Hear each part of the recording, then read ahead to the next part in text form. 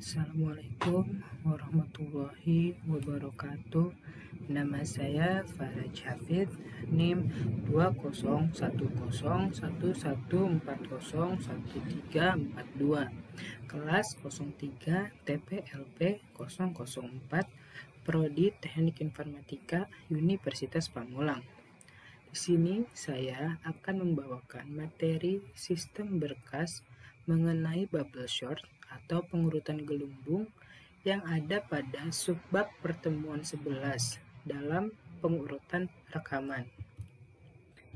Selanjutnya, sedikit tentang pengurutan sorting. Kita di sini akan belajar atau melihat apa pengertian dari pengurutan atau sebuah sorting tersebut, di mana pengurutan atau sorting merupakan suatu proses penyusunan data yang akan disusun menurut pola atau aturan tertentu, di mana dalam pengurutan terdapat dua jenis pengurutan atau dua bentuk pengurutan yang dilakukan, yaitu yang pertama ada pengurutan naik atau ascending, di mana pengurutan naik ini mengurutkan data dari nilai yang terkecil atau nilai yang terendah ke nilai yang lebih besar atau tinggi.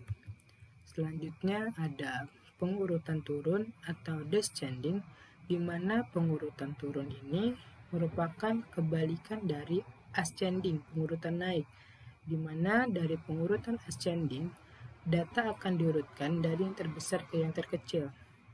Artinya pengurutan turun descending ini melakukan pengurutan dari yang terbesar ke yang terkecil. Selanjutnya, di sini kita akan sedikit mengetahui tentang apa itu bubble sort. Ya, metode bubble sort adalah salah satu jenis algoritma pengurutan yang paling sederhana dan mudah baik dalam konsep dan penerapannya di dalam sebuah program.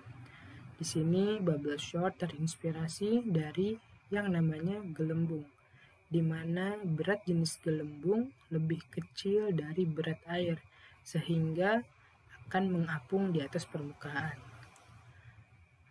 Lewat ilustrasi ini bubble sort bekerja. Selanjutnya kita akan sedikit mengetahui kelebihan dan kekurangan dalam menggunakan metode bubble sort. Untuk kelebihannya, yang pertama ada proses penghitungan. Bubble sort merupakan metode yang paling sederhana. Yang kedua, algoritma dalam bubble sort mudah dipahami.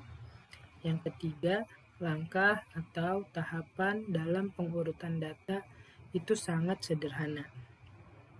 Berikut ini ada kekurangan dalam metode bubble sort. Kekurangan yang pertama, di mana proses penghitungan bubble sort menggunakan metode pengurutan termasuk paling tidak efisien walaupun dianggap pengurutan data yang paling sederhana, karena proses pengurutan data dilakukan dengan tahapan satu persatu, mulai dari data paling awal sebelah kiri sampai data yang terakhir. Kekurangan yang kedua, ketika data yang kita punya banyak atau dalam jumlah yang besar, maka proses penghitungan akan semakin lama dan lambat karena proses pengurutan data secara tunggal atau satu persatu. Untuk kekurangan yang ketiga, di sini jumlah pengulangan akan tetap sama sampai ke data yang terakhir, walaupun sebagian data yang ada sudah terurut. Selanjutnya, di sini kita akan sedikit mengetahui tentang cara kerja pada algoritma bubble sort. Ya, algoritma bubble sort di sini bekerja dengan cara membandingkan data dari elemen data yang pertama dibandingkan tepat pada elemen berikutnya, sehingga elemen ke N, atau N ini merupakan banyaknya jumlah data. Bila saat dibandingkan terdapat nilai yang lebih kecil dari elemen pertama, maka posisinya tentu akan ditukar. Nilai tersebut akan terus dibandingkan hingga sampai pada elemen ke N. Ini menjadi iterasi atau tahap pertama pada proses pengurutannya, di mana hasil pengurutan pada tahap pertama akan menjadi sebuah acuan pada iterasi tahap-tahap berikutnya, di mana nilai pada elemen pertama tidak akan dibandingkan lagi dengan elemen yang lain.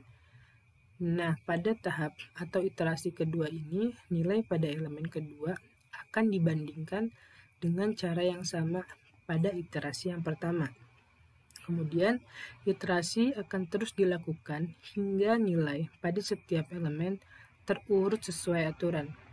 Dalam cara kerja algoritma bubble sort ini menggunakan aturan ascending atau pengurutan naik. Nah, selanjutnya di sini saya mempunyai contoh yang nantinya akan saya coba untuk implementasikan ke dalam sebuah codingan atau program, di mana di sini saya memiliki data 1 yang berisikan 3, data yang kedua berisikan 7, data yang ketiga itu berisikan 4, data yang keempat itu berisikan 2, data yang kelima itu berisikan 1. Di mana nanti prosesnya akan seperti langkah-langkah di sini. Langkah yang pertama itu nanti data 1 akan dibandingkan dengan data 2 jika nilai dari data 1 lebih besar dari data 2. Maka nanti posisinya akan ditukar. Untuk yang kedua, data 1 selanjutnya akan terus dibandingkan dengan data 3, data 4, dan data 5. Apabila nilai dari data 1 lebih besar, maka posisinya akan terus ditukar. Terus untuk yang ketiga, di sini ketika data 1 telah selesai membandingkan dengan semua data yang ada, selanjutnya data 2 akan dibandingkan lagi dengan data 3, data 4, dan data 5. Cara kerjanya ini hampir sama. Bila nilai pada data 1 lebih besar dengan data yang dibandingkan, maka posisinya akan ditukar. Kemudian pada tahap ini data 1 sudah tidak dibandingkan lagi karena sudah menempati posisi pengurutan yang tepat. Untuk yang terakhir, di sini proses pembandingan data akan terus berjalan hingga memenuhi urutan yang diinginkan.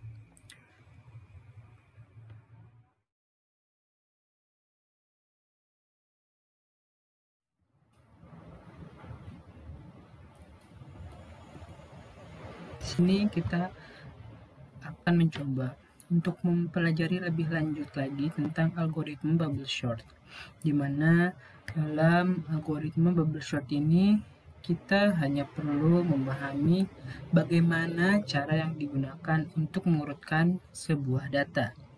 Sederhananya, pada algoritma kali ini menggunakan perbandingan dalam operasi antar elemennya. Selanjutnya, kita di bawah ini merupakan sebuah gambaran dari algoritma bubble sort dengan array 1, 3, 7, 6, dan 5. Di sini kita lihat pada proses pertama, data yang pertama itu tidak akan berubah dan tetap, di mana 1, 3, 7, 6, dan 5 menjadi tetap, tidak ada yang ditukar menjadi 1, 3, 7, 6, dan 5. Pada data yang kedua sama, tidak ada yang ditukar juga, di mana data masih 1, 3, 7, 6, dan 5 dan tetap menjadi 1, 3, 7, 6, dan 5. Pada data ketiga baru terjadi penukaran antara data yang berjumlah 6 dan data yang berjumlah 7, di mana data yang pertama itu 1, 3, 7, 6, dan 5 menjadi 1, 3, 6, 7, dan 5. Hal ini merupakan proses pertukaran antara data 1, data 2, dan data 3. Sehingga menghasilkan data 3 menjadi 1, 3, 6, 7, dan 5. Selanjutnya di sini karena data 3 sudah bertukar posisi 6 dan 7-nya, sehingga data yang keempat pun menjadi 1, 3, 6, 7, dan 5. Di sini terjadi penukaran lagi antara data 3 dan data keempat, di mana di sini angka yang paling besar menjadi yang paling terakhir, di mana menjadi hasilnya untuk data keempat 1, 3, 6, 5, dan 7.